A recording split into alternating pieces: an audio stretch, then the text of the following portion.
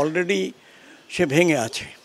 তাকে আমাদের দায়িত্ব তাকে সোজা করে আবার সেই পুরনো সাহু তাকে যেন আমরা ফিরিয়ে দিতে পারি, তার পরিবারের কাছে নয়, আমাদের ফোর্সের কাছে, আমাদের দেশের কাছে। কেন ওর চাকরি এখনও বহু বছর বাকি, ওর অনেক কিছু দেওয়ার আছে দেশকে। আশা করব সেটা এই এক্সচেঞ্জের ব্যাপারে কিংবা চলে গেছিল সেটাও একটা yet to be enquired and finalised.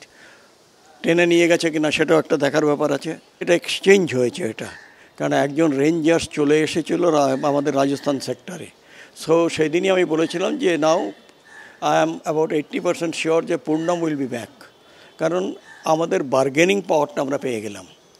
এবং সেইটার জন্যেই এই বার্গেনটা হয়েছে, সেই জন্যেই আজকে একে অপরকে আমার মনে হয় যতটা যে আমরা পূর্ণমকে পেয়েছি, ওরাও পেয়ে গেল। ওদের যে রেঞ্জার্সকে অবৈধভাবে আমার ঘরে ঢুকেছিল তাকে ধরা পড়ার পরে তাকে ঘরে ফেরানো হচ্ছে।